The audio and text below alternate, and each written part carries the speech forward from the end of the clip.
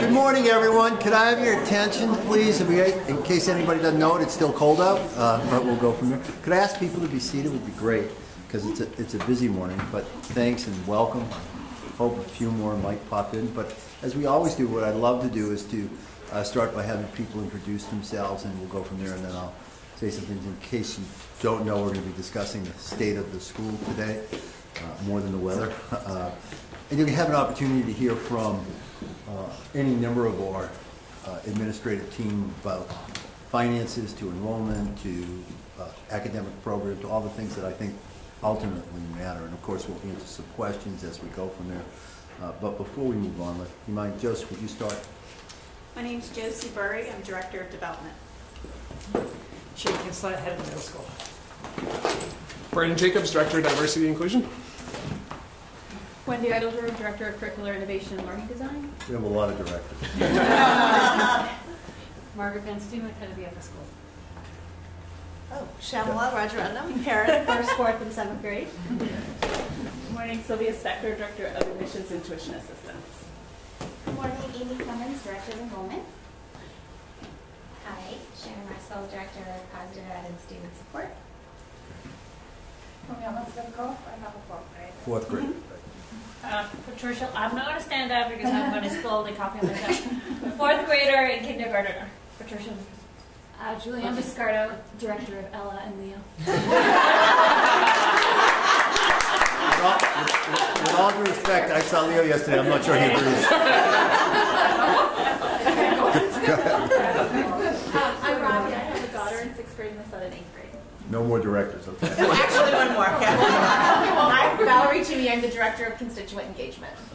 I thought you were going to say of your children. After you told me yesterday that's not true. So if we're playing this game, I'm Danny Tapper, Director of Peter Pan. That's actually true. That's true. Our lower school, and thanks for doing that. And my daughter is Alex, who's in 5th grade. She has other children too, so they count, even if they're not at Shipley, they count. Okay. Hi, Ann Byan. I have a daughter in 10th grade. Thanks. Chris Roberts, a daughter in 10th grade and a son in 8th. Hi, Stacy Gale, daughter in 1st grade. My son is in kindergarten. Melissa Bergen, son in 7th and a daughter in 10th. Bill Bergen, Melissa's driver. We got directors, we got drivers, we got, whatever it is. Go ahead, Lisa. Whatever you want to say. I'm Lisa, and I'm the mother of Max in 11th grade and Sam, a graduate in 2015. Hello, Bipin Akash, Director of Technology. I'm Jennifer Conley-Farnham, mom to Maggie in 9th grade. Gretchen Cooney, CEO of Jack in 10th grade, and co-chair of the auction, so please plan to attend April 12th. Thank you. I like the second part. Yeah, Jack's looking for buyouts. Val Dillard, I will not say Director of Z. Actually, with all due respect, she is. All I know is that the other day, the 3 people who have the most control of my life seem to be there together. Val and Sue and my wife's son. Susan Overwater, I have a daughter in 10th grade. Great. Elizabeth Norris, I have 3 boys, 5th, 9th, and 11th. 11. Go ahead. Rach, would you mind? Rachel Welsh, Marketing and Communications. Susanna, Associate Head of School, kind of in charge of anything that is on the verge of going wrong. Now you know why she directs me. We've had the CFO pays for anything that's going on.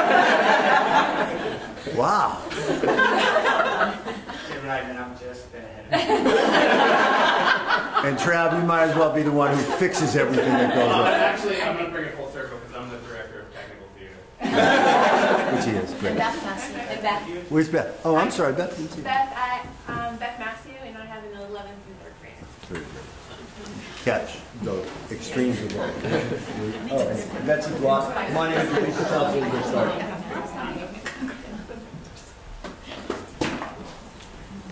Betsy's just walking in. Will you just introduce yourself, Betsy? Hi, I'm Betsy Block, Associate Director of Development, and I have 2 boys in the school. They're not laughing at you, Betsy. We joked about the fact that there are a lot of directors in the room, so great.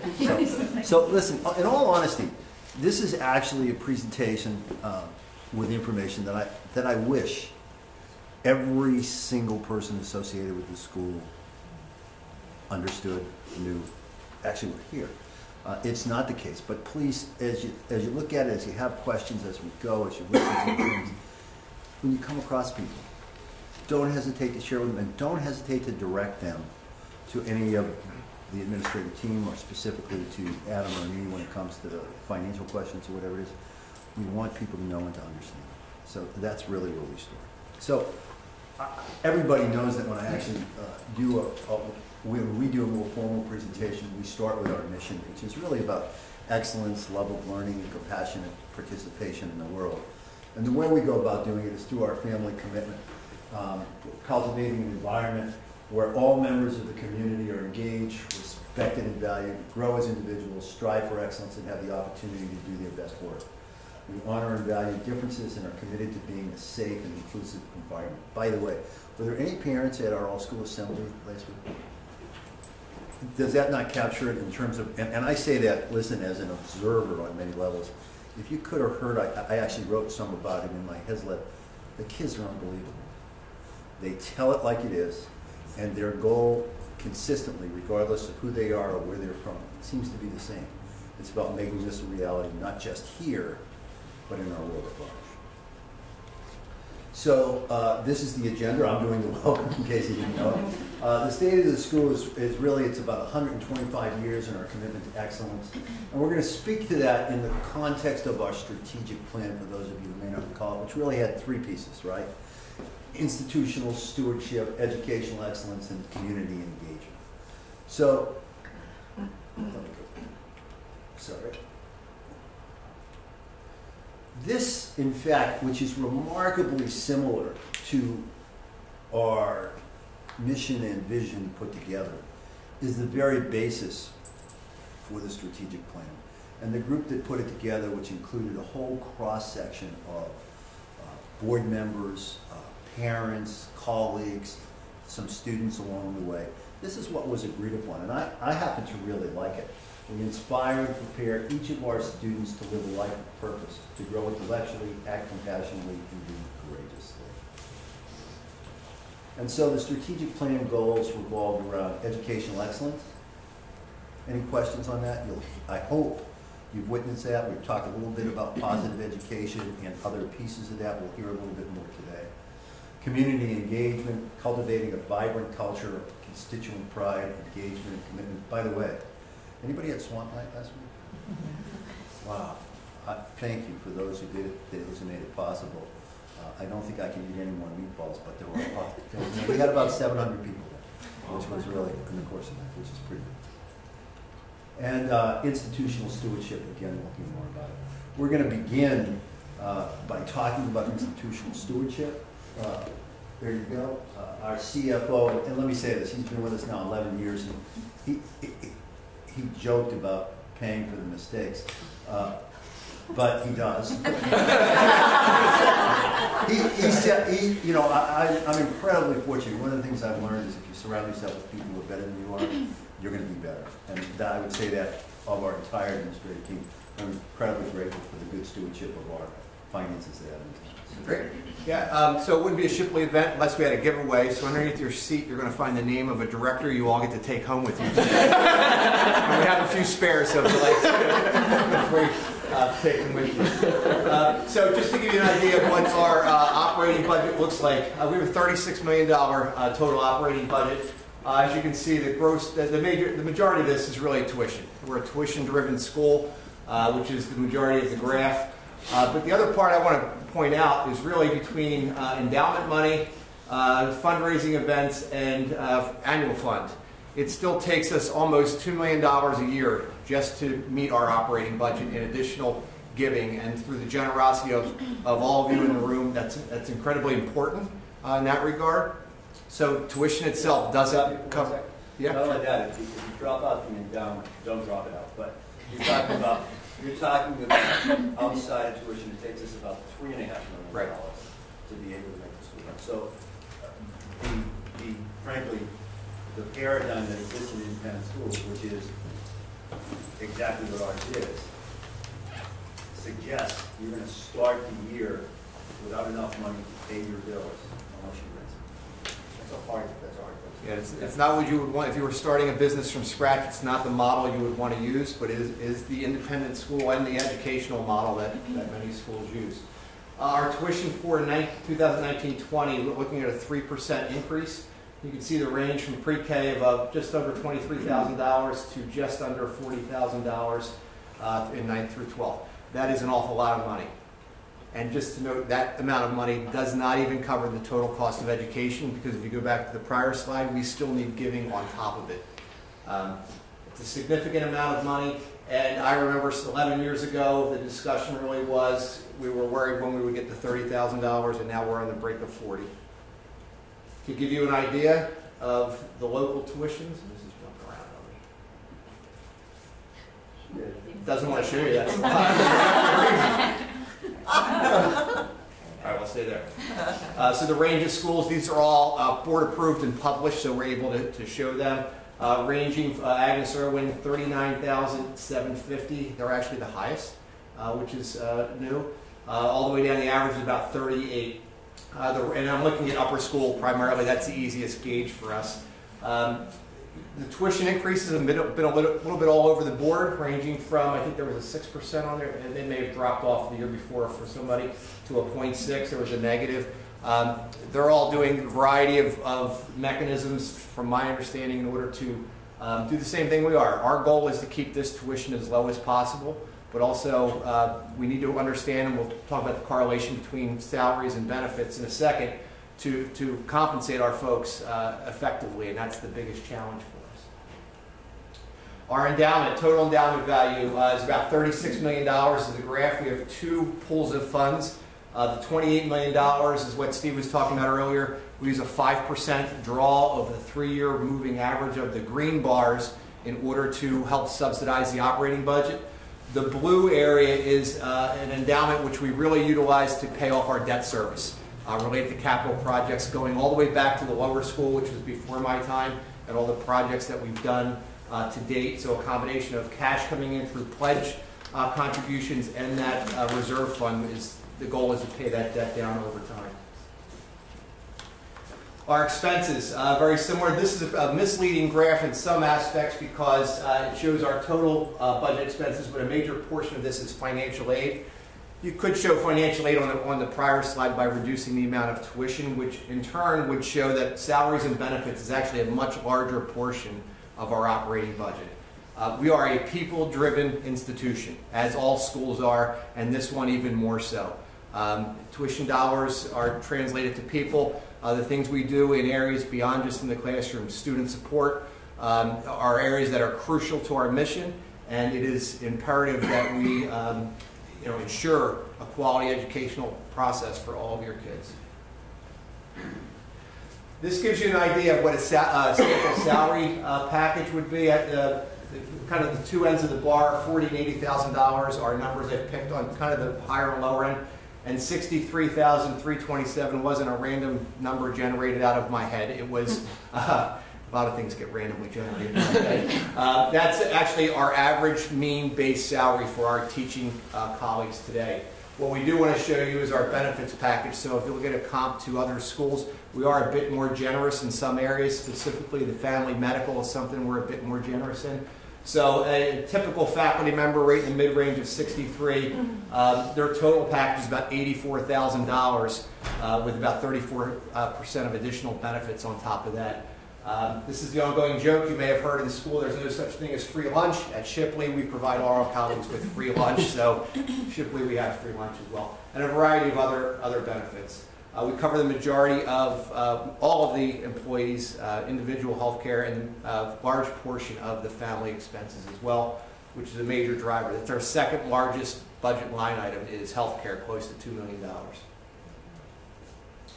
And our challenges, enrollment is an ongoing challenge for not only us, Amy and Sylvia, I think are going to talk about this in a minute.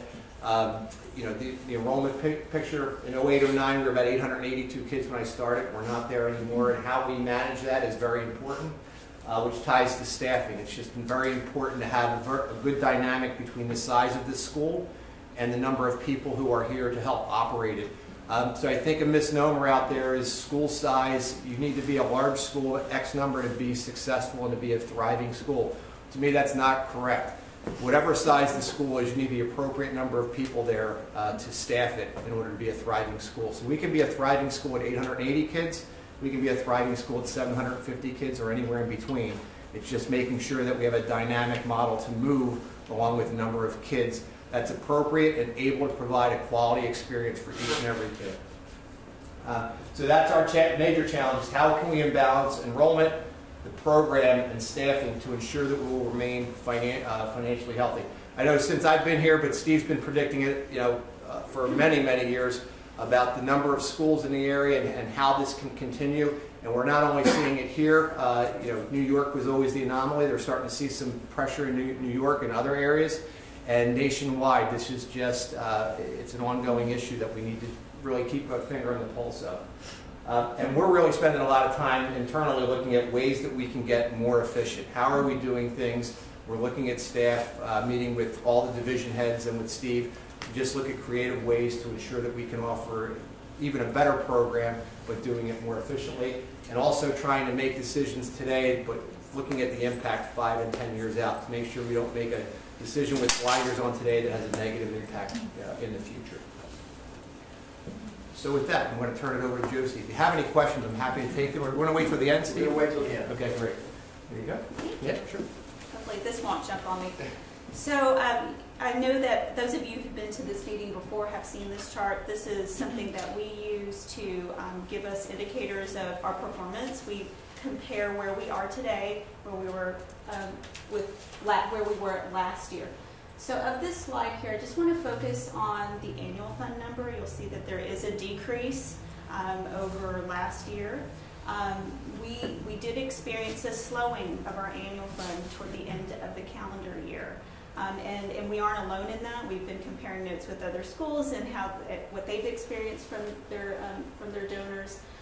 We are anticipating that will lift again, and we are actually putting our plans in place for making sure that happens. And so I just want to put in your minds, if it's not already on your calendars, that February 20th is Annual Fund Day, where we really promote the annual fund, and we really, as a community, rally around the annual fund.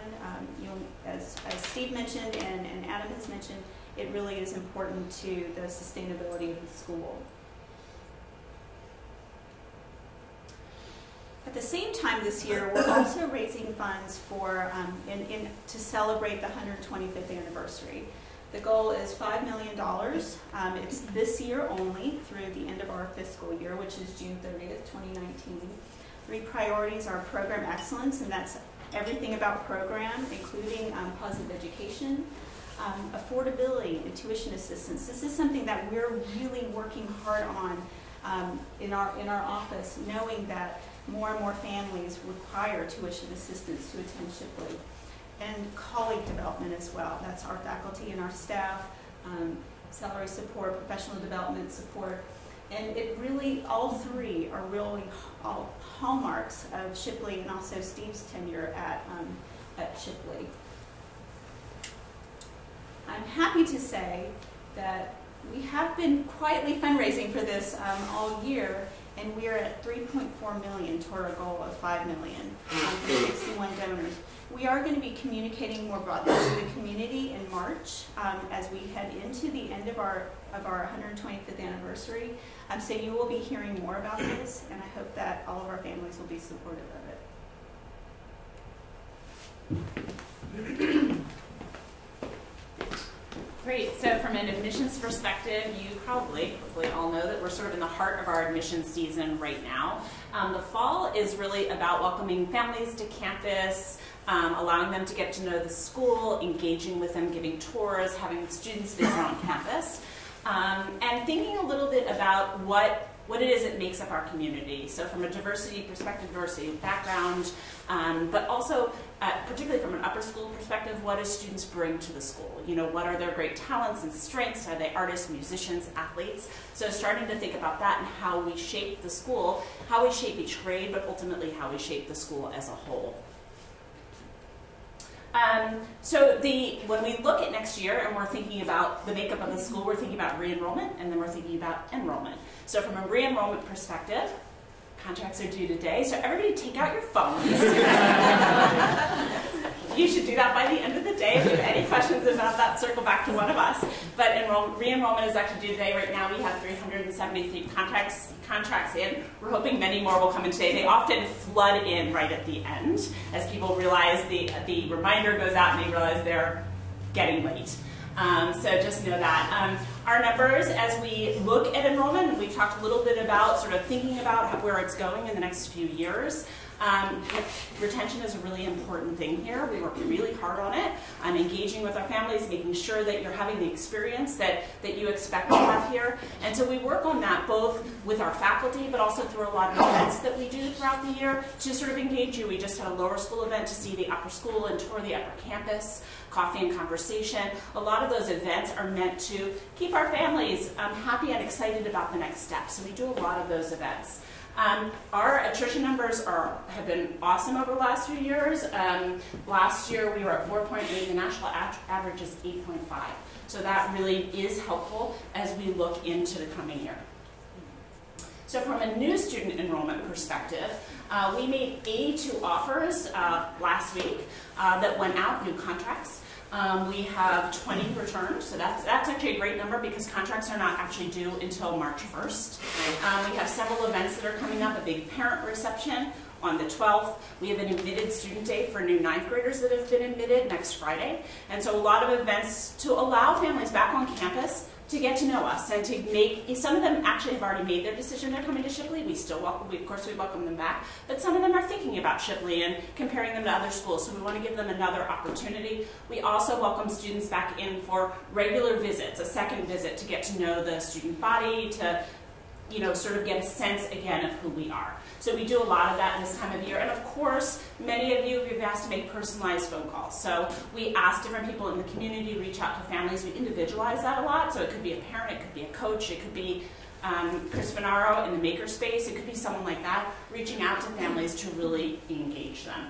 So, and just keeping in mind that, once upon a time on March 1st, we were a full school, but things have changed. And so we are working into the spring and into the summer, and sometimes into the first week or two of September to enroll, the class. And last summer, we actually enrolled 38 new students. And what I'll say about that is you might think, oh yeah, but who are those students? They're great students, right? They're great applicants for Shipley. So we count on those summer numbers to continue filling the school. All right, and so I'm going to talk about, share a little bit of insight into some of our data. This chart shows you 10 years worth of total enrollment broken down by division. While the last several years we've been fairly consistent in our overall enrollment, what really stands out is the difference in what's happened with our divisional breakdown. So as you can see, even just by looking at the bars on the chart, our enrollment in the lower school has gotten smaller and enrollment in the upper school larger. I mean, our enrollment now in the upper school over the last couple of years has been the largest that it's been in the history of the school. And that has us thinking, of course, about the future. We project enrollment in September for the following year. So almost a year out from when that enrollment's going to actually come to be. And we do that in a very collaborative process with Adam in the business office and our team, and we do it based on a lot of looking at data, some mathematical projections, and all of that comes together. But honestly, while there's a lot of science and math in that, there's a lot of art too, as we're looking at trying to determine what we're seeing in the market in addition to those numbers, and shifting that mathematical process to be more cognizant of what we've actually experienced and know that we're expecting to see coming. So while we set all those, and that helps start the process of building the budget, we, as Sylvia just said, we really don't know until September, because even that summer number is really critical for us now. We really do count on it in a very different way than we used to in the past. This shows you our tuition assistance budget, which is the red line, in comparison to our total enrollment. And as you can see, there's been a need for increased tuition assistance over the years. Part of that has been keeping time to some degree with rise in tuition, which we've talked about with Adam this morning. That rise in tuition, even though we've worked really hard to keep those increases as low as possible, those increases are larger than what we know most people are seeing in their own paycheck that's coming home. So nationally, it's only about 5% of income earners in the country that have seen even keeping in time with the average increases at independent schools' tuition levels. And so for the vast majority of our applicants and families, even our current families, the cost of our tuition is just getting greater for them every year. And so tuition assistance has risen in part to keep up with that. But that's something that we're going to need to look at as we continue forward, looking at what the capability is of families in the area that we draw from, and how we're going to balance that into the future. Our tuition assistance goes out. Our tuition assistance goes out with our contracts for new students and for all returning students, and we're pretty proud of that, being able to get those things done at the same time. And then the last slide is on our enrollment and diversity. So our diversity has risen over time, and it's been fairly stable over the last it's been exactly stable over the last 3 years as far as percentage goes. We work really hard in this regard too. Now we have Brandon as a fabulous new partner in that work, and we meet regularly. We talk about new avenues for diversity, engagement within the community, and when I mean community, I mean all the areas that we draw students from. We know that those relationships that we have outside the school is the key to us being able to continue to increase the diversity at the school in a really meaningful way. And so we're appreciative of the help that and great thinking we have in Brandon. And we're excited about new opportunities that are being discussed and planned right now. Thank you.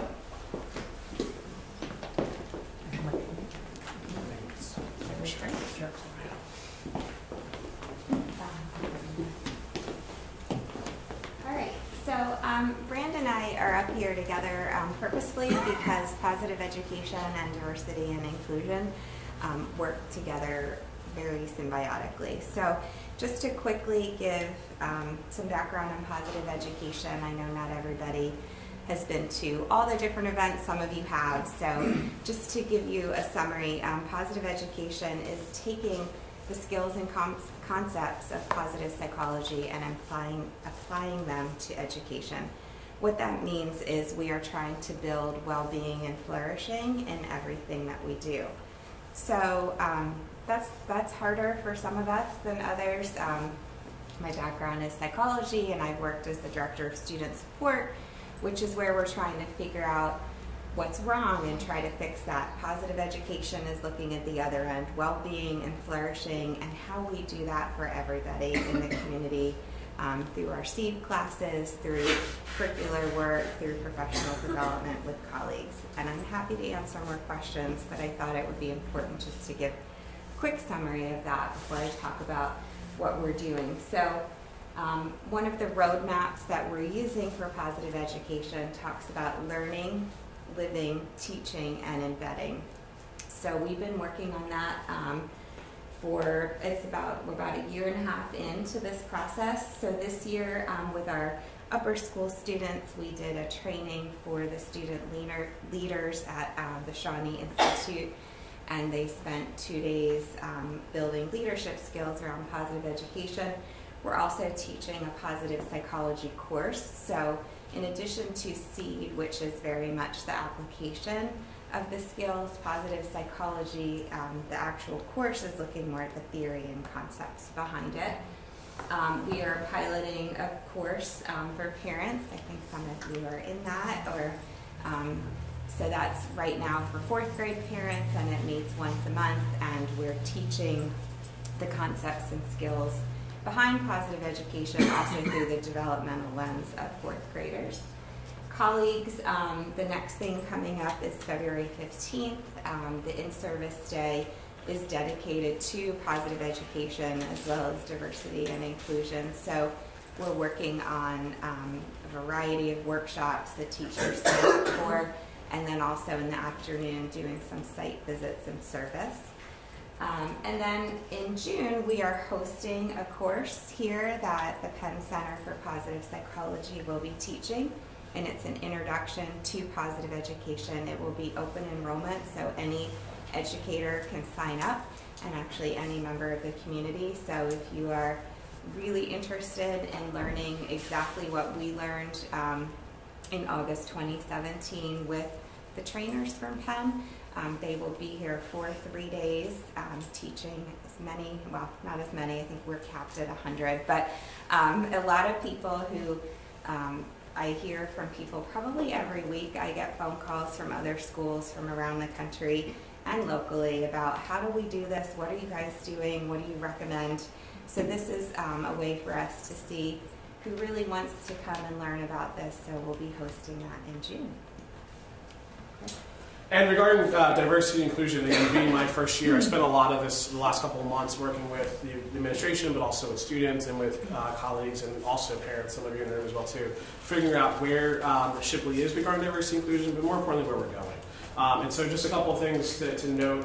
With the students, we've done a lot of work around groups and affinity groups and around conversations this year. We have our first ever student diversity and inclusion group in the upper school that meets twice a month, actually 3 times a month, to talk about both issues but also conversations, how to drive that within the student body.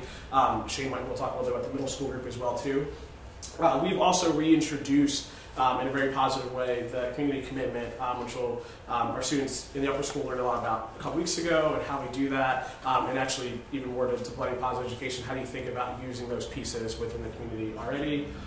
With our colleagues, I spent a lot of time, thanks to the division heads, working directly with our colleagues around cultural competency and how are we bringing diversity and inclusion to our classroom through our curriculum. And working a lot from using understanding by design and using other protocols to really infuse diversity and inclusion within the classroom, not let it be a standalone or a stand aside. And it's been a great experience. I actually spent time with our history department yesterday. I was in the lower school with our 4th grade teachers last week. So really trying to rethink and really redesign a lot of our curriculum with these things in mind. And then the last piece around our alumni, working with Josie and our group this year, we've now built a subgroup of the alumni council that is working with alumni of color, but also different differences and how we talk about diversity and inclusion at the alumni level. So all these constituent groups working together, working in part to really talk about diversity and inclusion at different levels throughout the course of the year. So. And just Brandon and I have been working with Erin McLaughlin, who we have an associate director of positive education, just to carry through our theme today. And she and Brandon and I have been talking about how we frame what we're all doing, and really the idea is that this is about individual and collective well-being. So I think how we work on that is our model for positive education at Shipley that includes diversity and inclusion, includes the environmental sustainability work that I think you've all seen has been amazing, because this is not only about me being well, which is what we often think of with positive psychology, but it's about all of us being well and building each other up together. So that's the idea. More to come on that, but I think we're very excited about how we do that work together in a collaborative and really integrated way. And you'll start to see a little bit of that, hear a little bit of that with your students already. One of those schools that called sharing last year to talk about positive education was me, actually, before I got here, because I believe in it, because not only in the sense of what it means, again, for individuals, what it means for a community, and one of the biggest pillars of positive education, why I love talking about it, is that other people matter. And that's really the way in which that we talk about diversity and inclusion, and involving both of these is that though your individual standing or your individual well-being in the community is important, if you're not able to articulate why that's important to other people and how much they matter to you, those are the relationships we're building as well too. So we're really excited how that's worked, and students starting to put the pieces together. We use the same language, we might use different words, but we're using the same language around how we talk about things. We're really excited about how those two are coming together nicely. And before the division heads talk about specifics in their division, I just want to share a little bit about some ways we're doing observation across all 3 divisions. And this comes out of some professional development the division heads and I did a couple of years ago. We moved to a mini observation model where the division heads, the assistant heads, maybe even department chairs are in and out of classrooms all the time for about 10 minutes at a time. And so we're really getting to see literally hundreds of classes a year. And it gives everyone at the administrative level in each division just such a great sense of what's going on in the classrooms. We know when we can see all the great work that our teachers and students are doing together, and then the division heads will tell you about some specifics. So, when I was last here, I talked about, I actually brought students, and they talked about the Harkness method and in modern European history, and how that was connecting them and helping them collaborate and think critically.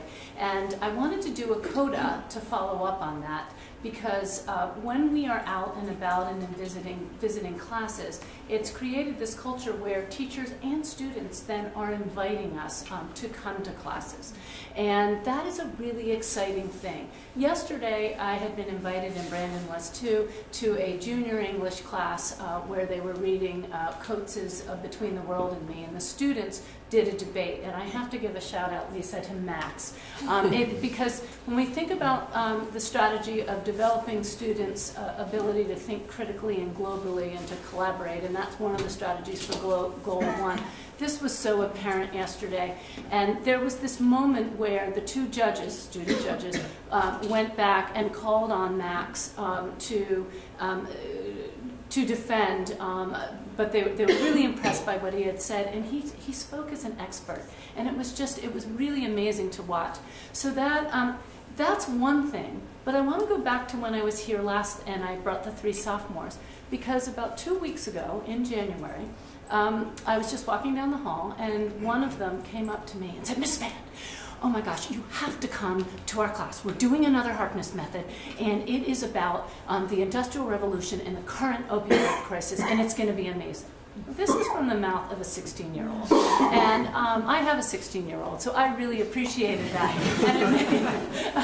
and it made me excited that kind of energy is in our classrooms. And I wanted to give another example of that today, to just tell you a little bit about, in terms of getting people out in experiential learning and have people out in the world. We also have our teachers planning really amazing field trips, and we have had some very local field trips. The Spanish 5 classes have gone to Mi Paz and to Zolo Tacos, as they've done a unit on taquerias and entrepreneurship. We've had the American Studies class go to the Princeton Museum of Art and also to the Museum of American Revolution. And then we've seen some really great collaborations between classes. So our BSU and our race and ethnicity and our African American literature class all headed down to the Museum of African American History in Washington, D.C. And a couple weeks ago, our post 9/11 literature class, war stories, and then our modern Islam class all got a bus and went to the 9/11 Memorial and Museum in New York City. And that was really, the bus rides are amazing, that the kids come back and talk, and that it cross-pollinates between classes. Those are some of the exciting things that are happening in the upper school. So, in middle school. One of the tactics from 101 was to create a community where we can all learn from, through, and with each other. So we focused a little bit on building community in middle school. And with Brandon's help, and then teachers like Iris Williamson, Joy Nyame, Narcistina, and Sam Sheng, we sort of elevated the race and identity in the Spectrum clubs so that basically every Friday during flex time, during lunchtime, there's a club meeting and students are coming together under the guidance of a teacher or sponsoring teachers to work on issues. And then when you see that, it's 6th, 7th, 8th graders together talking about issues and sort of looking at who they are, who we are as a community, and sort of to think about going from that small little group then to how do we expand that to the bigger community.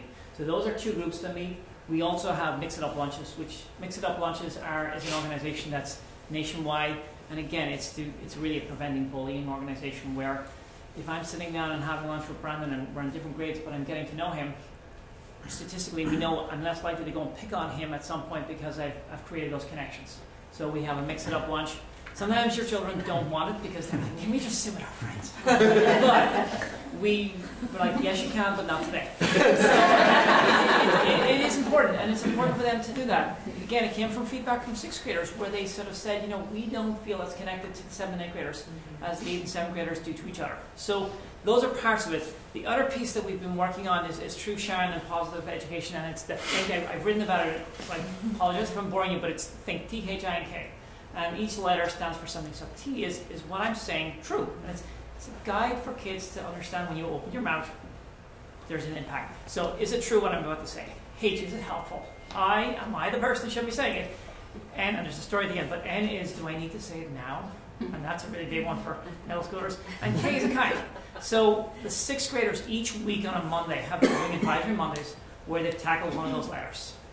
And the student will remain nameless, but after doing the H or the I, we're on the I at this point, that student turned to their teacher and said, what?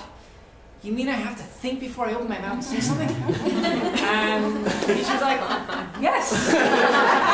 Like, you really do have to think about what you're going to say. And the person was just blown away by, oh, but I often just like to blurt things out. And so having them start to think about that, because they will, they say things, they say funny things, they say mean things, they say hurtful things, and sometimes they don't even realize that they've spoken, so helping them work on that, and while it seems in some sides are hokey to do this each week, they really need that structure. And one of the service groups then developed posters of T-H-I-N-K, and we're putting them up around the building because, again, I said, we know propaganda works. You stick it up on the wall. They do follow. So as you walk around the middle school, you will see T-H-I-N-K around the place, and I encourage you to talk to your kids about it. It really is, it's having a small effect right now, but it just grows as we practice it. But that's the one. So yes, you do have to think before you open your mouth.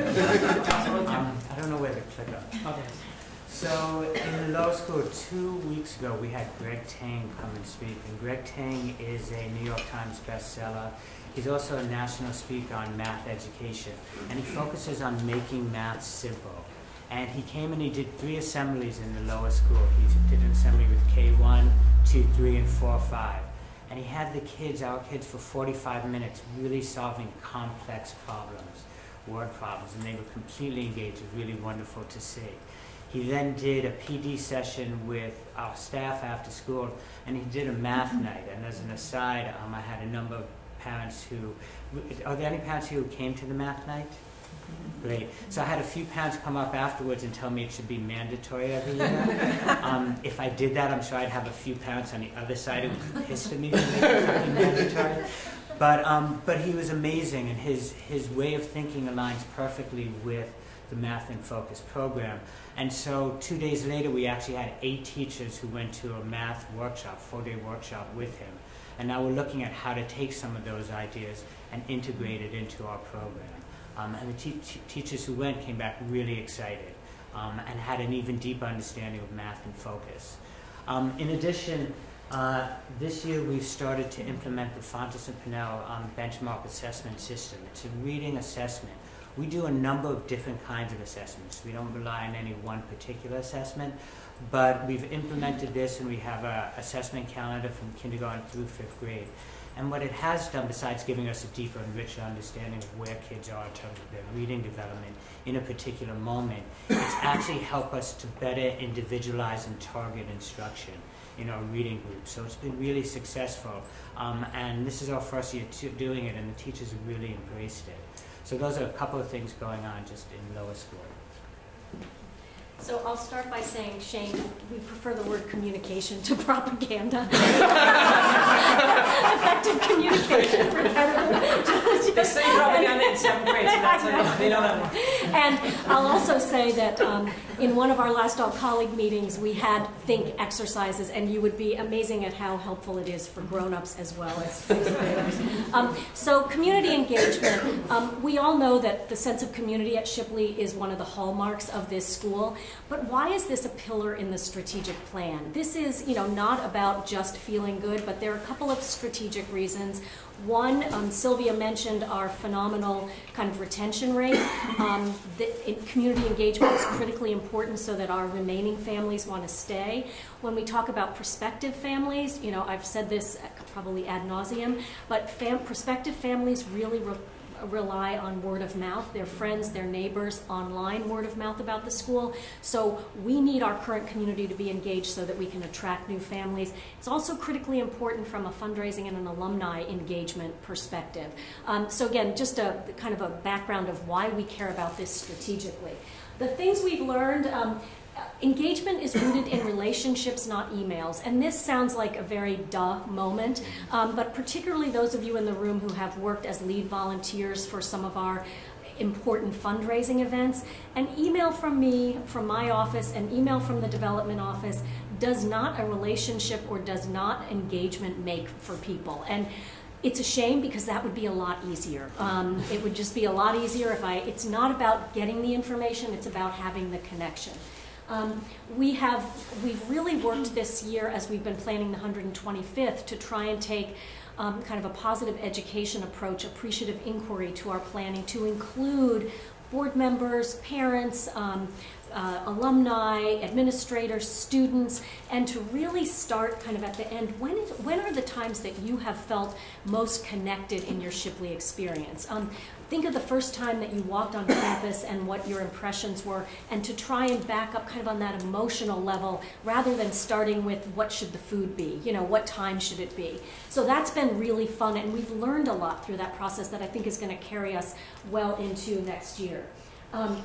We are planning for our events and engagement, and I think we've been doing that, but I think it's become clearer to us that you can't just plan the event, you have to also do the second half, which sometimes is the harder part, which is how are we going to get people to engage. Another comment about engagement, it is a really individual thing, and some folks, want to be here every day, and some folks say, I'm sending my kids to Shipley because we are, a 2-income family, jobs.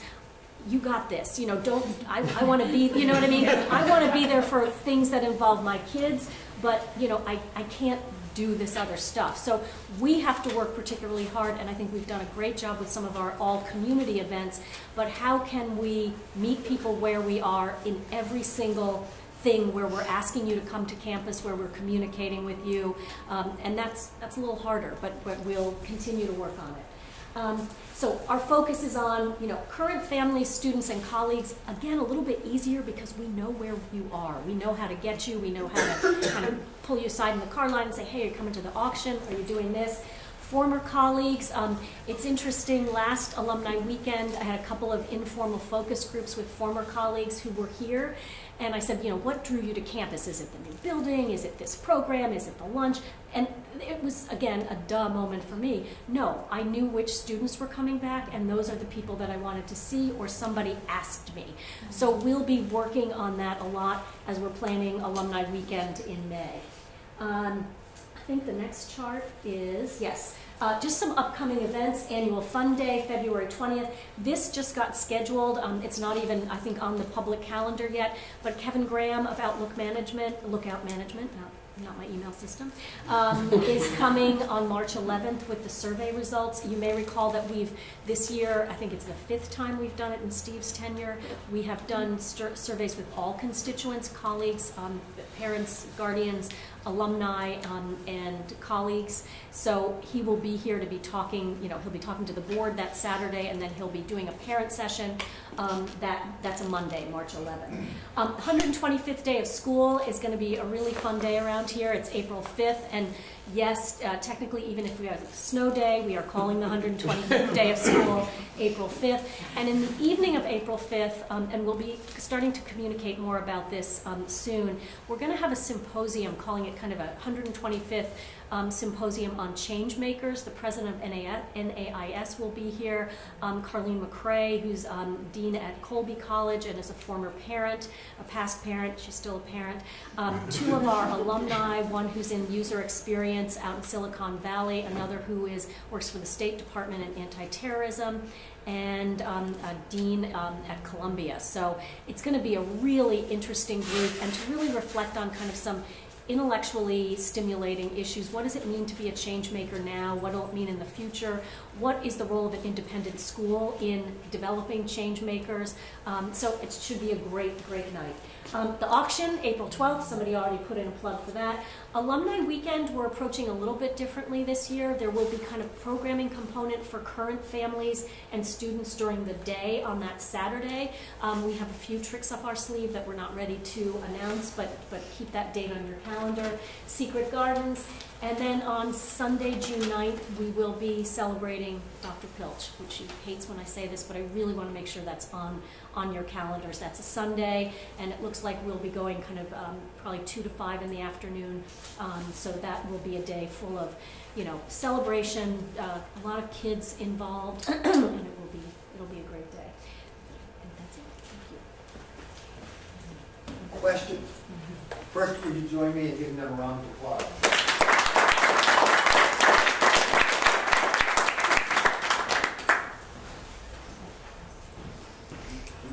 The truth is, what you've heard is merely a sample.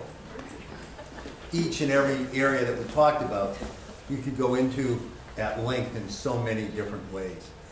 The important thing for us is at least you have that little bit of information that, one, allows you to be knowledgeable about some of the things, but two, more importantly, to ask the questions and pursue the issues that you think are relevant and important. I've had the privilege to be here for a long time, and during that tenure, one of the things that's been true, I think, more and more is our parents and other members of our community have only reinforced the commitment to what I'll call the education of the whole child, positive education and other things, and our mission about excellence, love of learning, compassion, and participation in the world. You didn't hear the division heads per se talk about the remarkable rigor and challenge in the academic program. I think you know about that. And at the same time, as we're looking for them to develop as whole people, of course, the ability to have them think in a critical fashion and then share that critical thought in an open way in their own voice, and most importantly, to listen to others doing the same, fundamentally important to what our curriculum is about. One of the things we already know from our survey, and we don't know a lot, but our alums tell us that that when they go to school, one of the things they're most pleased by, their writing. That they seem to be ahead of the game. And many of you have college students, so I'd be curious when you say that, but that's been a consistent piece. They also say that sometimes the colleges grade more easily than Shipley does. I'm just telling you the truth. That's all that goes with it. Questions on anything? Yes, Elizabeth. My question concerns the diversity and inclusion, because I'm hearing from my kids the challenge of discussing these really important issues in such a politically correct time. When we see outside of our community the consequences when people have said things that have been either intentionally or unintentionally offended people or misrepresented something, and that there's a real hesitancy, I think. So that's what I'm saying, is how do we support kids and how do we facilitate those conversations for children when as adults we can't? I think that that's a perfect question, and your last comment says it all. Look, we live in an especially difficult time, both in terms of the fact that if you've tracked the last 3 to 5 years, college communities unfortunately have been less open to what I'll call other points of view, whatever that is. You know, look, when I was growing up, which is before many of you were even born, the challenge in colleges and universities is that, and you know, as you go through the 60s and 70s, it was the more liberal voice that hadn't been heard, and there was rebellion and all of those things that took us through Vietnam. We've moved to a place where too often the voice not being respected on college campuses, at least that we read about, is a more conservative, in quotes, point of view. Our job, and we do spend time with this, is understanding that regardless of the point of view, we need to listen to it. When I stopped a little bit ago, when I spoke about the sharing of your voice, and we think maybe in today's day and age, the two most important qualities in addition to the thinking and the writing, you know, is the sharing of your voice, knowing who you are and where you're going, and listening and respecting others' points of view. So I observed as Brandon sort of led a discussion with people with different perspectives, and I loved it. Because what happened is that the kids stopped each other to be able to say, okay, let's listen to them. Does it happen all the time? No, but you hit it on the head. We unfortunately have a time here in this country, and you can go to the other side, where things are being said from a leadership perspective out of Washington, independent of political point of view, it shouldn't be said. That's not good role modeling for our kids. But what our kids say is, we understand that. So it's about all of our working together to strive to be the community and then beyond the community. And by the way, who was at the all school assembly last week? Or is it this week? It was this week. You were there. Am I wrong? There were points of view being shared by our kids that wouldn't necessarily be popular. I mean, imagine, I'll use Anna Camden, this terrific young woman, a senior, who was really articulate about what it is to be a young woman in today's world, where maybe she's not getting the credit or appreciation or others that if she were a male, she would. Now look, there's probably not a woman in the room who would disagree with that. But saying that publicly is not always easy. I loved it personally, and our community did, and she's heard a lot. The neat thing about the event is the number of kids who spoke, who came back and said, I heard from an incredible number of people about my courage. The theme of the day was courage for the D, about the courage and how they appreciated hearing a point of view that they might not have known and that made them think. So I don't have an easy answer. I don't think we do. But that's also why the commitment to positive education is there, and the commitment to the whole child is about understanding that well-being means something a little different for each other, for each person, and our job is to respect what that means for each. Does that answer it a little bit, Elizabeth, I hope? It does. I know it's just a problem. I mean, It's easy answer. So. It's a challenge. Well, listen, where was it? Shane was talking about think and about the, you know, yes, you do need to, you know, isn't that true with all of us? I mean, right, in one form or another. So I'm with you, and I think, and I've spoken with Michael Turner about this, who's just a terrific guy, by the way. And we're on the same page as it goes. Other questions? Yes. So Gretchen. we just started at Shipley at the beginning of last year, and I can't remember whether or not we were asked why we chose Shipley or why my son chose Shipley. And I'm wondering if we're getting any feedback from people who, new families to the community, in terms of what our positive education strategy, what role it's playing in terms of enrollment. And so two things is, one, we don't have a complete answer on that. If you remember on the survey that was asked of people, and I can't tell you, we don't have those results yet. We've done it in admissions on an ongoing basis, and I know Sharon is, every time we do an event associated, we put it up. We don't have the answer. The greater question, by the way, is in addition to if people are selecting or not, you know, why they're here, is, wait a minute, if we're talking about strictly an admissions piece, why is it that other people are not necessarily, or what do we do to attract those people for whom it may not be the same, if it's the right place? And whether it's Shipley or any other school, there's a self-selecting process about the culture and other pieces of schools and what we're trying to do that influence people to select or not select. We need to know what those are, and we need to be true to the school that we are. You can't be all things to all people. And that's one of the challenges. And you know, through this sort of challenge since 2008, 9, 10, when the economy really fell out last time, if you look around, is that any number of schools tried really, really hard to become more things to more people than I think is healthy. That works in the short run, but it doesn't reinforce the kind of school you want to be, and it doesn't help your students in the long run. So if there's anything our board has been 100% committed to, well, there are a number of things. One is asking the question, what's best for the kids? And two, making sure we're true with that mission and the strategic plan. So, great question. We'll let you know. You'll probably hear a little bit more from, I do comment, what's the date? March? Yeah, Kevin Graham is here. You know, we don't have the results yet. If I get this right, Sue, you're the one who spoke with him. I think he's going to share with the admin team the week before. He's going to present to the board on Saturday morning at a retreat. And then on that Monday, he's going to be presenting to colleagues, he's going to be presenting to kids, and he's going to be presenting to parents. So from our view, and this has always been true, having people know what the truth is or what you're telling us is important for everybody. So, any other questions? Yeah? Oh, why is the lower school enrollment down? And is that true of other private schools in the area? Who can answer that question? Lowest school enrollment is the greatest challenge. It's down, here, I can give you, unfortunately, I know the history. It's right here. This is what I think about. 2008-9, I'll do this. I haven't done this for a while. We had every seat in every classroom, in every grade, pre-K through 12, filled. We had 882 students.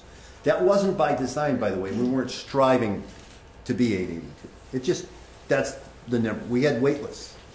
The markets fell out, and if you remember what happened, there were a lot of families who really took it on the chin. We were very fortunate in that regard, is that we had sufficient support to be able to make sure families didn't have to leave that year, and many stayed and all.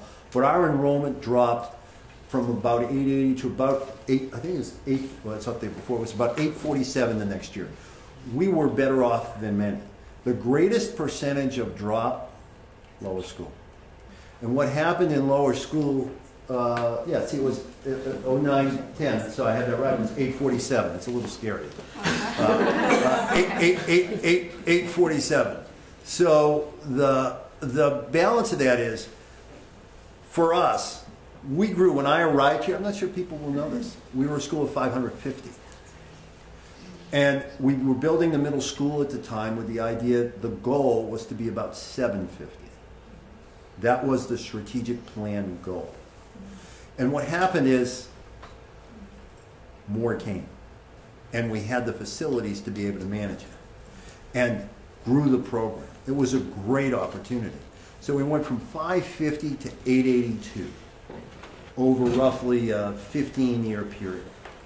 Since then, in the last 10 years, sustaining the school, and we knew when the market fell, the greatest growth, let me say this, was in two-income families, where one of the families, one of the parents, was making the commitment for his or her salary to go to help educate child.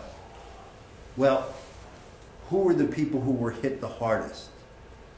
Those are the people who were hit the hardest. I mean, a lot of people were hit, so don't misunderstand it. So what happened was, we went from a place, and other schools too, of having people believe it was a necessity, because kids had great experiences, to a place where people didn't have the money and were afraid to even look. And in fact, over the past 10 years, that's the group that's dropped. And one of the challenges, and I appreciate what Adam presented about sort of tuition, and Amy and Sylvie talked about enrollment. When you put an increasing tuition, and I wish there were a way not to increase tuition. I do. But you do the numbers. We face increased costs every year. There's just no way around it. So if you've got an increasing tuition with a decreasing ability to pay, what's going to happen? Exactly what's happened.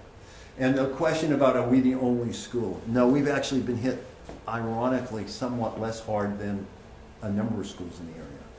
You know, the healthiest school from that sort of question, I think, is undoubtedly Episcopal in that regard. But if you ask them, it's not where it was. And at the same time, more schools have started to take kids they didn't used to take to try to deal with that question. You're going to have all of those questions over the next generation here and elsewhere. The benefit that we reaped of building new facility, you know, have more kids in our upper school, it's terrific, But the enrollment question, in my opinion, is going to travel. It's going to grow. Lower school to middle school to upper school. And I mean, let's be 100% honest with you. You know, when I arrived here, our tuition was not yet $10,000. When it got to be $10,000, people said, oh my God, can it be any more? When it got to be 20, it was the same. When it got to be 30, it's the same. $40,000, which is what it in essence is, will be next year in high school, is a lot of money. Now, do I think that it's worth it? Absolutely. Absolutely. I think that the quality of the education, most importantly, what happens for the kids, is more than worth it. The challenge is if people don't know it or aren't a part of it, we have to find a way to help them get that. And aid will continue to go up. One of the things I'm excited about is already out of this campaign, there have been, I think I'm right about this, 2 or 3 new scholarships that have been created. Now, they're not yet fully funded, and it's not a dramatic amount of money, but that's the kind of thing that's going to happen. Any other questions? Have I put you to sleep, or you're contemplating? Or, you know, listen, you know, I sort of smile every time as somebody said to me already today, well, you know, this is the last time you're going to talk about the finances in front of me. And I play back 25 plus years. We've been incredibly blessed here. No matter what the challenge has been from an enrollment, demographic, financial situation, people have believed enough in the school to work together to continue to thrive. And as I think about Michael coming on as our new head, by the way, I have a wonderful feeling. I'm confident that the people in this room now and others here will do the same. We'll hear from Kevin Graham in March. And I think what he's going to tell us, I don't know the results. I think what he's going to tell us is that we're moving in the right direction programmatically. How do we find a way to be as efficient, and I mean that both in terms of the way we do it, but financially, so that we can manage increases on an ongoing basis to make this be a place that draws your kids and other people's kids to thrive and flourish in the way we want. Any questions about that? So I want to thank you for taking the time to be here. Do you find that at least a little helpful, I hope? Yeah. Okay, a little bit helpful.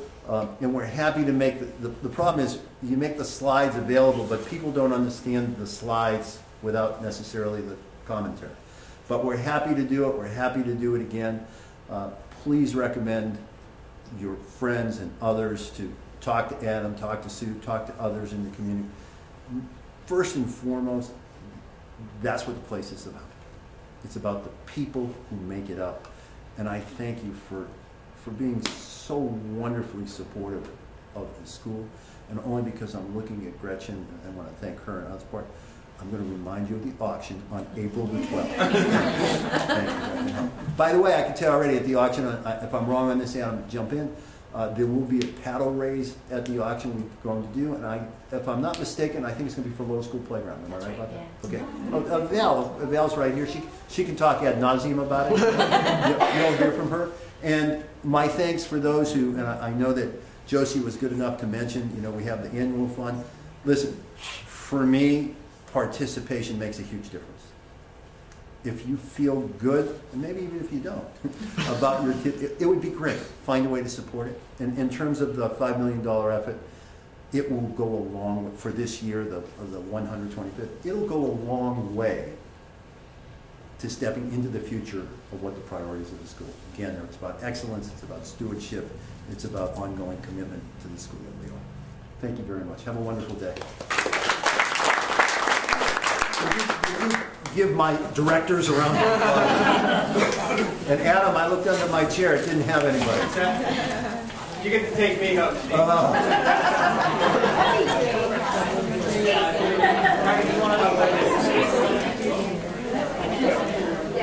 We're putting together the paragraph.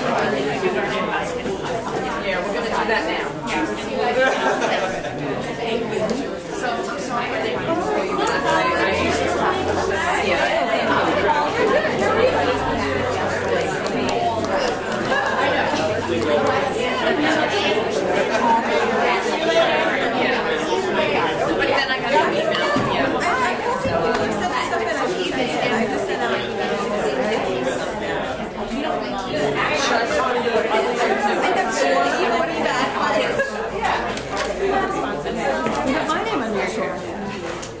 Please do not harass our directors. My name was under his chair. Well, I'm going to stay away from that. What a coincidence.